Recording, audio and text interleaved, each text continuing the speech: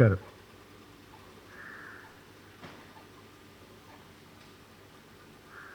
മാല്യവാൻ രാജസദസ്സിൽ വെച്ച് രാവണനോട് സീതാദേവി മോചിപ്പിക്കുന്നതിനെക്കുറിച്ചും ശ്രീരാമദേവനെ കണ്ട് സന്ധി ചെയ്യുന്നതിനെക്കുറിച്ചും ഒക്കെ സംസാരിച്ചു.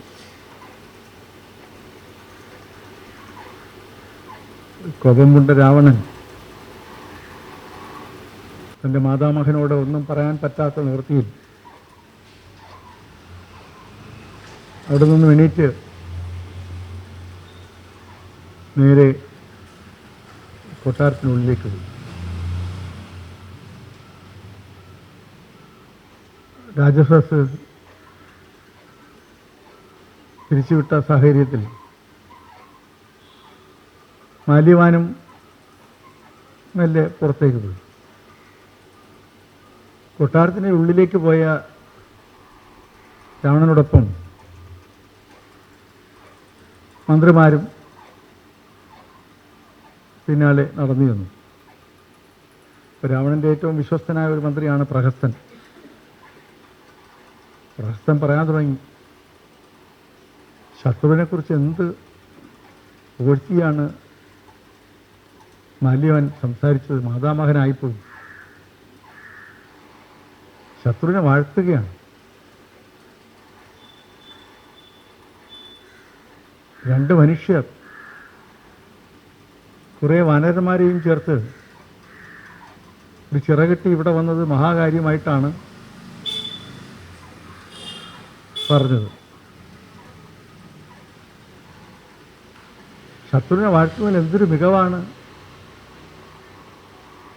മാല്യവൻ കാണിച്ചത്. അവർ അറിയണ്ടേ സർവപ്രപഞ്ചങ്ങളിലും അധിപനായ മഹാരാജനെക്കുറിച്ച്, മഹാരാജൻ്റെ ശക്തിയെക്കുറിച്ച് ഒരു പ്രാവശ്യമെങ്കിലും സംസാരിക്കാൻ തയ്യാറാകാത്ത എന്താ? മഹാരാജൻ ആരാണെന്നാണ് ധരിച്ചിരിക്കുന്നത്? മഹാരാജൻ്റെ ശക്തിയെക്കുറിച്ച് എന്താണിങ്ങനെ കുറച്ച് കാണുന്നത്? മഹാരാജൻ സർവ്വലോകങ്ങളും കീഴടക്കിയ ആളല്ലേ? യമനെ തോൽപ്പിച്ചില്ലേ? ഇന്ദ്രനെ തോൽപ്പിച്ചില്ലേ?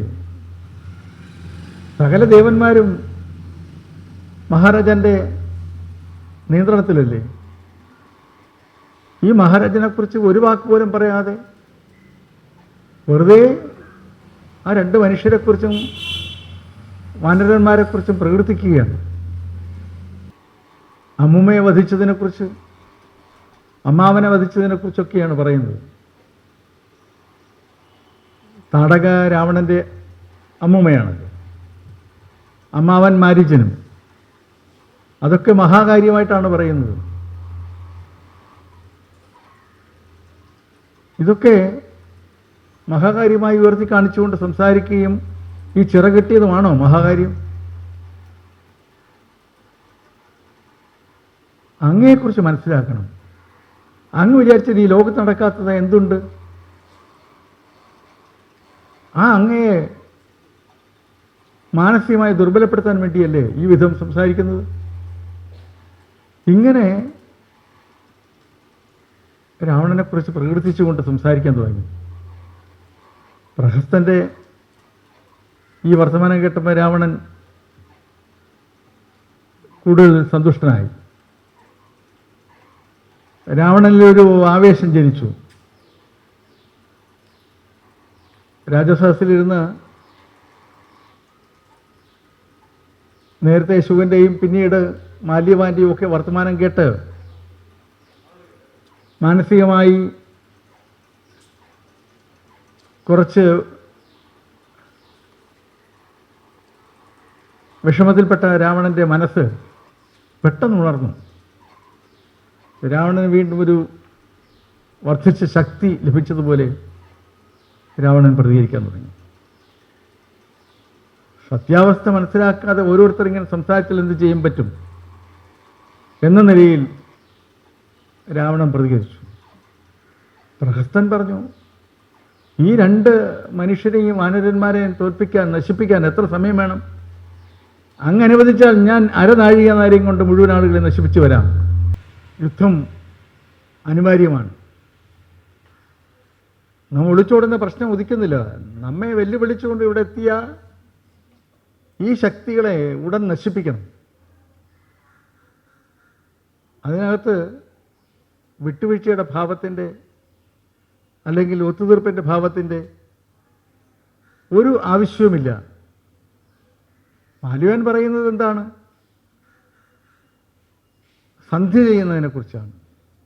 ആരോടാണ് സന്ധി ചെയ്യേണ്ടത്? ഇവിടെ ആവശ്യം യുദ്ധമാണ്. യുദ്ധം ചെയ്യാം, യുദ്ധത്തിന് തയ്യാറാകാം. നമ്മുടെ രാജ്യത്ത് കടന്നു വന്ന് നമ്മെ വെല്ലുവിളിക്കുന്നവർ നാം അംഗീകരിക്കുന്നതിന് തുല്യമല്ലേ സന്ധി ചെയ്യുക എന്ന് പറയുന്നത്? യുദ്ധം ചെയ്യാം, അതാണ് വേണ്ടത്. പ്രഹസ്തൻ ഇങ്ങനെ വളരെ ശക്തമായി പറഞ്ഞപ്പോൾ പ്രഹസ്തൻ അനുകൂലിച്ചുകൊണ്ട് മറ്റ് മന്ത്രിമാരും സംസാരിക്കാൻ തുടങ്ങി. മനസ്സിൽ വേറെ അഭിപ്രായമുണ്ടെങ്കിൽ തന്നെയും രാവണനെ പ്രകീർത്തിക്കുന്നത്, രാവണനെ അംഗീകരിക്കുന്നത്, രാവണനെ പുകഴ്ത്തുന്നത്, രാവണൻ്റെ ശക്തിയെക്കുറിച്ച് പറയുന്നതുമാണ് രാവണന് ഇഷ്ടം എന്നറിയാം എന്നുള്ളത് കൊണ്ട് തന്നെ എല്ലാവരും അവിടെ നിന്ന് രാവണനോട് ആ വിധം സംസാരിച്ചു. ഈ സമയം സുബേല ചലത്തിൽ നിന്നുകൊണ്ട് ശ്രീരാമദേവനും സംഘവും സുഗ്രീവനും ലക്ഷ്മണനും വിഭീഷണനും ഹനുമാനും ഒക്കെ അവിടെ നിന്നുകൊണ്ട്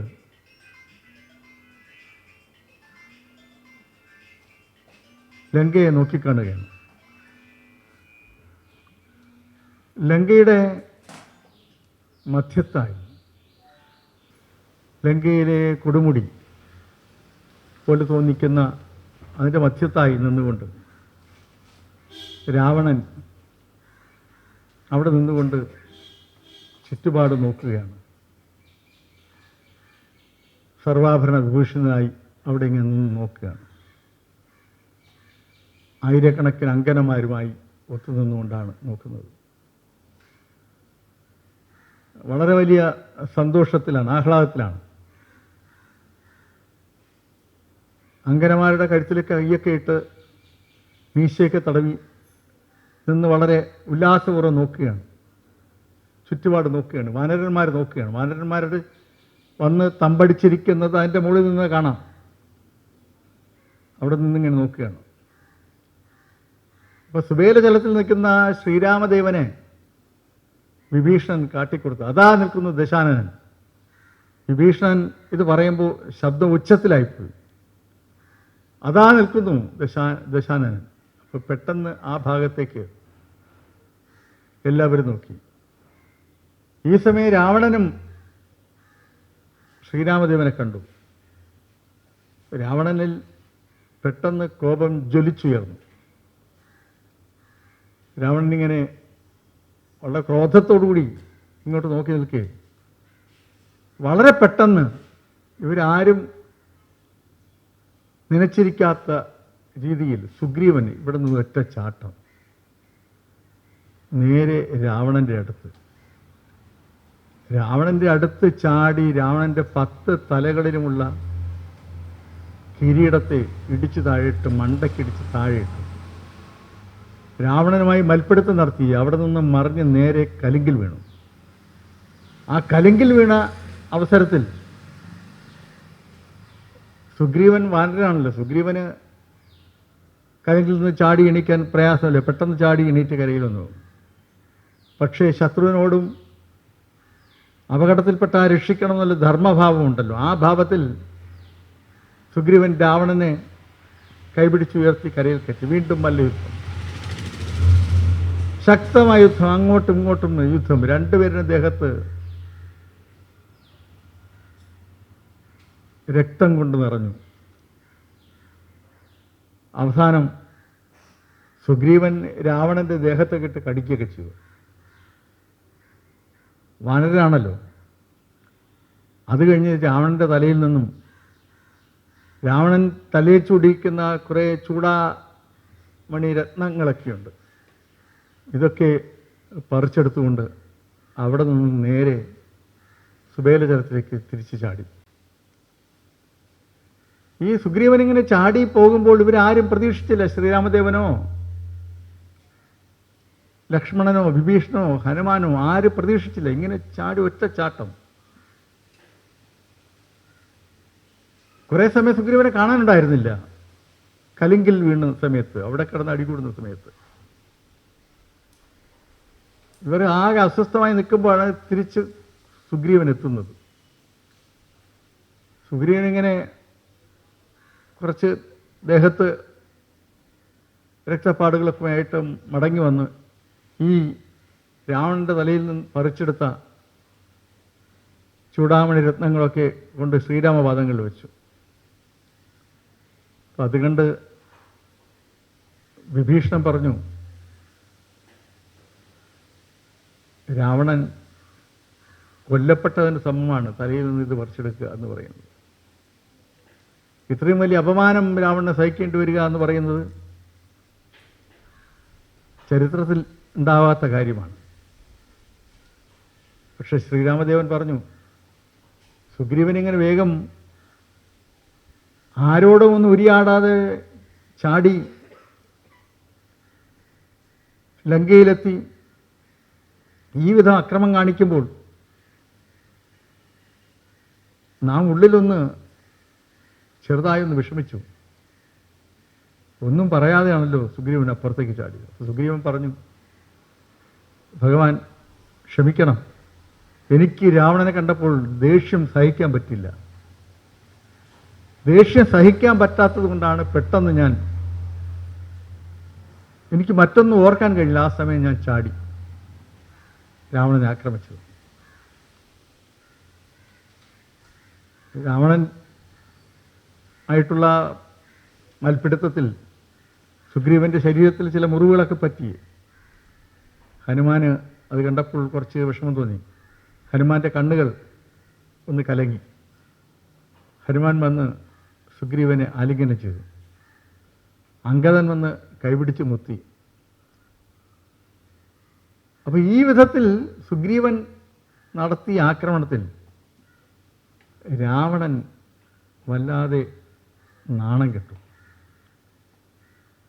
കുറച്ച് ദിവസങ്ങൾക്ക് മുമ്പ് മറ്റൊരു വാനരം വന്ന് ലങ്ക മുഴുവൻ നശിപ്പിച്ചിട്ട് പോയി. ഇപ്പോഴൊരു വാനരം വന്ന് തന്നെ എടുത്തിട്ട് അടിച്ച് തൻ്റെ കിരീടത്തിലിരിക്കുന്ന സാധനങ്ങളൊക്കെ പിടിച്ചു പറിച്ച് കൊണ്ടുപോയി. കലിങ്കിൽ തള്ളിയിട്ടു. എന്നിട്ട് കലിങ്കിൽ നിന്ന് പിടിച്ചു കയറ്റി. രാവണൻ ഓർക്കുമ്പോൾ ദുഃഖം തോന്നി. ഇത്രയും നാണം കെട്ടൊരവസ്ഥ തൻ്റെ പ്രജകളുടെ മുന്നിൽ ഈ വിധം നാണം കെടുക എന്ന് പറയുന്നത് ഇങ്ങനെ തെരുവിൽ കിടന്ന് അടികൂടും പോലെ ആയിപ്പോയില്ലേ. അതും ഒരു വാനരനുമായി. രാവണൻ മെല്ലെ ഒന്നും സംസാരിക്കാതെ അവിടെ നിന്നും തൻ്റെ കിടപ്പറയിലേക്ക് പോയി. അപ്പോൾ രാവണൻ അതുവരെ അവിടെ നിന്ന ഒരു ഭാവമല്ല തിരിച്ച് വീട്ടിനുള്ളിലേക്ക്, കൊട്ടാരത്തിനുള്ളിലേക്ക് ചെല്ലുമ്പോൾ. വീണ്ടും രാവണൻ പിറ്റേന്ന് രാജസദസ്സിൽ വന്നിരുന്നു. ശാർദുലൻ എന്ന് പറയുന്ന ഒരു ചാരൻ അപ്പോൾ വന്നു. ശാർദുലനോട് രാവണൻ ചോദിച്ചു, എങ്ങനെയുണ്ട് അവിടുത്തെ വിശേഷങ്ങളാണ്. അപ്പോൾ ശാർദുലൻ അവിടെ ഓരോ ഗോപുരത്തിലും ആക്രമിക്കാൻ തയ്യാറായി നിൽക്കുന്ന വാനരസംഘത്തിൻ്റെ തലവന്മാരെക്കുറിച്ചും നീലനെക്കുറിച്ചും ഹനുമാനെക്കുറിച്ചും സുഗ്രീവനെക്കുറിച്ചും അംഗദനെക്കുറിച്ചും കവിയനെക്കുറിച്ചും ഒക്കെ തന്നെ ഇങ്ങനെ ഓരോരുത്തരെക്കുറിച്ച് പറയാൻ തുടങ്ങി. നളനെക്കുറിച്ചും ഒക്കെ. ഇവരുടെ ഓരോരുത്തരുടെ നേതൃത്വത്തിലാണ് ഓരോ ഗോപുര നടയിലും 4 ഗോപുരങ്ങളാണ്, 4 വലിയ കവാടങ്ങളാണ്. 4 ഭാഗം, കിഴക്ക്, പടിഞ്ഞാറ്, തെക്ക്, വടക്ക്, ഈ 4 ഭാഗത്തും സൈന്യത്തെ നയിക്കുന്ന 4 ശക്തന്മാരായ നായകരെക്കുറിച്ച് ശാർദൂലൻ വിശദീകരിച്ചു. അപ്പോൾ എന്തായാലും യുദ്ധത്തിന് തയ്യാറായി നിൽക്കുകയാണ് അവർ എന്ന് വീണ്ടും ശാർദൂലൻ ഓർമ്മപ്പെടുത്തി. യുദ്ധമാണ് അനിവാര്യമായ നടപടി എന്ന് രാവണന് ബോധ്യപ്പെട്ടു. എങ്കിലും യുദ്ധം പ്രഖ്യാപിക്കാൻ രാവണന് വീണ്ടും വീണ്ടും ആലോചിക്കുകയാണ്. ഇപ്പം നികുംബനും കുംഭനുമുണ്ട്. നികുംബൻ കുംഭകർണൻ്റെ മകനാണ്. വജ്രമാല എന്ന ഒരു സ്ത്രീയിൽ കുംഭകർണന് ജനിച്ച 2 പുത്രന്മാരാണ് നികുംബനും കുംഭനും. വളരെ കരുത്തന്മാരായ പോരാളികളാണ്. നികുംബൻ വളരെ കരുത്തനായ പോരാളി, കുംഭനും അതുപോലെ തന്നെ. നികുംബൻ അവിടെ ദുഃഖഭാവത്തിൽ കണ്ട രാവണനോട് പറഞ്ഞു, മഹാരാജൻ, യുദ്ധം ചെയ്യാൻ നമ്മെ അനുവദിക്കണം. നാം ഒരാൾ വിചാരിച്ചാൽ മതി ഈ സൈന്യത്തെ, ഈ വാനരന്മാരെ മുഴുവൻ തകർത്ത് 2 മനുഷ്യരെയും നശിപ്പിക്കുവാൻ. അങ്ങ് അനുവാദം തരണം. അപ്പം നേരത്തെ തന്നെ രാവണന്റെ മനസ്സിൽ സുഗ്രീവനെയും നീലനെയും നേരിടുന്നതിന് നികുംബനെയും കുംഭനെയും ഉപയോഗിക്കണം എന്നിങ്ങനെ മനസ്സിൽ രാവണനിങ്ങനെ മനസ്സിൽ ആസൂത്രണം ചെയ്തിരുന്നു. രാവണൻ ഇതിങ്ങനെ പല ചർച്ചകൾ നടത്തുന്നുണ്ടെങ്കിൽ തന്നെയും യുദ്ധത്തിന് ആരെയൊക്കെ എവിടെയൊക്കെ നിയോഗിക്കണം, ഏത് വിധത്തിലാകണം യുദ്ധം എന്നുള്ളതിനെക്കുറിച്ചുള്ള ഒരുക്കങ്ങൾ തൻ്റെ മനസ്സിൽ നിർവഹിച്ചുകൊണ്ടിരിക്കുകയാണ്. ഇപ്പം നികുംബൻ വളരെ ആവേശത്തിൽ രാവണനോട് പറഞ്ഞു, എനിക്ക് അവസരം തരണം ഇവരെ നേരിടാൻ. അപ്പം നികുംബൻ്റെ ഒരു ഉത്സാഹവും ആവേശമൊക്കെ കണ്ടപ്പോൾ രാവണൻ നികുംബനോട് വളരെ സ്നേഹം തോന്നി. തൻ്റെ അനുജൻ്റെ പുത്രനാണല്ലോ. അപ്പോൾ നികുംബനെ ഉള്ള മൂർധാവിൽ തടവി സന്തോഷം പ്രകടിപ്പിച്ചു. അത് കഴിഞ്ഞ് രാവണൻ സദസ്സ് വിളിച്ചുകൂട്ടി. രാജസദസ്സിൽ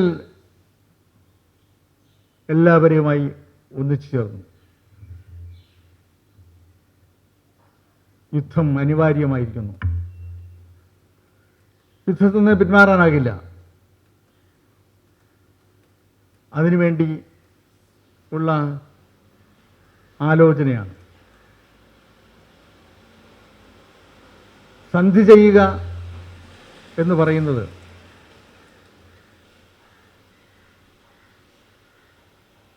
നമ്മെ സംബന്ധിച്ചിടത്തോളം ഏറ്റവും വലിയ നാണക്കേടാണ്. ദേവന്മാരുടെ മുന്നിലും മറ്റു മാലോകരുടെ മുന്നിലും നാം ഇതുവരെ നേടിയെടുത്ത അല്ലെങ്കിൽ നാം ഇതുവരെ സ്വീകരിച്ച നിലപാടുകളിൽ നിന്ന് പിന്നോട്ട് പോകലാണ്. നാം യുദ്ധം തന്നെയാണ് അതിനുള്ള പോംവഴിയായി കാണുന്നത് എന്ന് പറഞ്ഞ് രാവണൻ ഉള്ളിലേക്ക് പോയി എല്ലാവിധ രാജചിഹ്നങ്ങളും അണിഞ്ഞു വന്ന് രാജസദസ്സിൽ ഇരുന്നു കൊണ്ട്, ചക്രവർത്തിയായി ഇരുന്നു കൊണ്ട് യുദ്ധപ്രഖ്യാപനം നടത്തി. നാം യുദ്ധത്തിലേക്കാണ്, ലങ്ക യുദ്ധത്തിലേക്കാണ്. ഈ വിധത്തിൽ യുദ്ധപ്രഖ്യാപനം നടത്തി. അതിലേക്ക് വേണ്ടി എല്ലാവരെയും ഒന്നിച്ചു നിർത്തി രാവണൻ അവരുടെ പ്രതിജ്ഞ ചൊല്ലിക്കൊടുക്കുകയും എല്ലാവരും ഏറ്റുചൊല്ലുകയും ചെയ്തു. യുദ്ധമാണ്. ഈ സമയം അവിടെ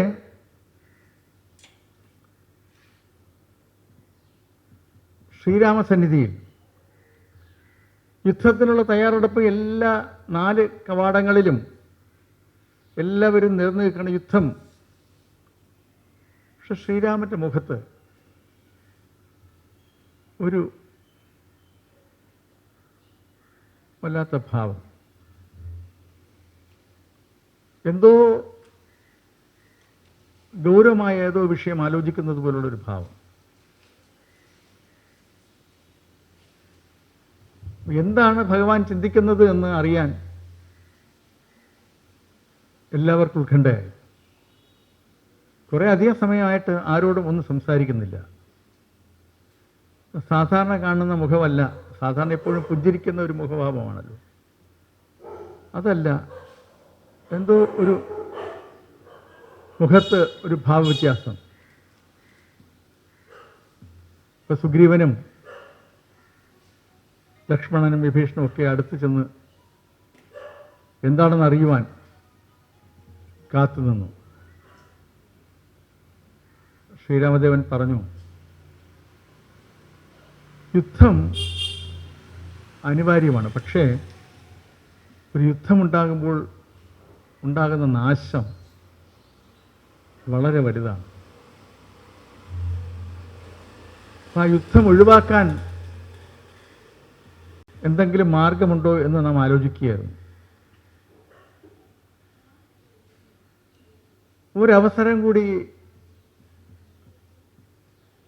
രാവണന് കൊടുക്കണമെന്നാണ് നമ്മുടെ ചിന്ത. അതിലേക്ക് വേണ്ടി ഒരു ദൂത് അയക്കണം. അപ്പോൾ ഇങ്ങനെ പറയുമ്പോൾ അതിനോട് വിഭീഷണനും യോജിച്ചു. ശരിയാണ് ഭഗവാൻ, അങ്ങ് പറയുന്നത് ശരിയാണ്. യുദ്ധം വൻതോതിലുള്ള നാശമുണ്ടാക്കും. യുദ്ധം ഒഴിവാക്കാൻ എന്തെങ്കിലും ഒരു മാർഗമുണ്ടെങ്കിൽ ആ മാർഗം കണ്ടെത്തുന്നത് നല്ലതാണ്. അതിനൊരു ദൂത് അയക്കുന്നത് ഉചിതമാണ് എന്നിങ്ങനെ പറഞ്ഞു. വിഭീഷണനും കൂടെ പറഞ്ഞപ്പോൾ സുഗ്രീവനും ആ നിലയിൽ തന്നെ പ്രതികരിച്ചു. പക്ഷേ ലക്ഷ്മണൻ പെട്ടെന്ന് അതിനോട് വിയോജിച്ചു.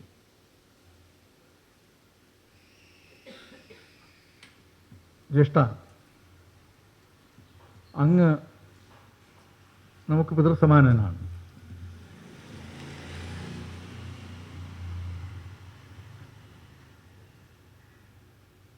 അങ്ങേ കാത്തുരക്ഷിക്കുവാൻ നാം പ്രതിജ്ഞാബദ്ധനാണ്.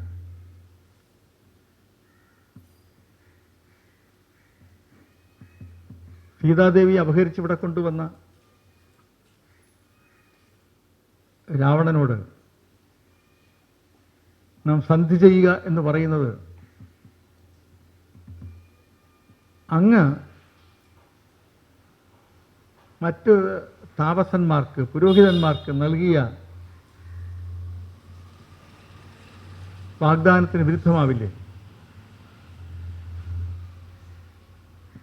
രാക്ഷസകുലത്തെ ഉന്മൂലനം ചെയ്യും എന്ന് അങ്ങ് പറഞ്ഞത് നടക്കാതെ വന്നാൽ, രാവണൻ ഈ ദൂത് കേട്ട് സീതാദേവിയെ മോചിപ്പിച്ച് നാമുമായി സന്ധി ചെയ്താൽ അങ്ങ് പറഞ്ഞ എല്ലാ കാര്യങ്ങളും മുടങ്ങില്ലേ? ഇങ്ങനെ ലക്ഷ്മണൻ ശ്രീരാമനോട് ഈ വിധം ചോദ്യങ്ങൾ ചോദിച്ചു. അപ്പോൾ ലക്ഷ്മണൻ ചോദ്യങ്ങൾ ചോദിച്ചപ്പോൾ ശ്രീരാമൻ പുഞ്ചിരിച്ചുകൊണ്ടിരുന്ന് കേട്ടു. അനുജ, ലക്ഷ്മണ, നിന്റെ സംശയമൊക്കെ ശരിയാണ്. പക്ഷേ ഏത് യുദ്ധമുറകൾക്കും ഏത് പോരാട്ടങ്ങൾക്കും ഒരു ധർമ്മനീതിയുണ്ട്. ആ ധർമ്മനീതി വിട്ട് നാം പെരുമാറുന്നത് ഉചിതമല്ല. യുദ്ധത്തിന് മുമ്പ് യുദ്ധം അവസാനിപ്പിക്കാൻ പറ്റുമോ എന്നുള്ളതിനെക്കുറിച്ച് നാം വീണ്ടും ഒരു ആലോചന നടത്തുന്നത് ധർമ്മമാണ്. അതുകൊണ്ടാണ് നാം പറഞ്ഞത് നമുക്ക് അതിനുള്ള വഴിയെക്കുറിച്ച് ആലോചിക്കണം എന്ന് പറഞ്ഞത്. അപ്പം ലക്ഷ്മണൻ അത് ശരിയാണ് എന്നുള്ള നിലയിൽ പിന്നീട് ഒന്നും പറഞ്ഞില്ല. അങ്ങനെ ദൂത് ആയിട്ട് ആരെയെങ്കിലും അയക്കണം എന്ന് തീരുമാനിച്ചു. ദൂത് അയക്കണം എന്ന് പറഞ്ഞപ്പോൾ ഹനുമാൻ ഒരിക്കൽ ദൂത് പോയതാണ്. ഹനുമാന് വീണ്ടും ദൂത് അയക്കണ്ട. ഒരിക്കൽ പോയ ഹനുമാന് വീണ്ടും ദൂത് അയക്കണ്ട, മറ്റാരെങ്കിലും അയക്കാം എന്നിങ്ങനെ ആലോചിച്ചു.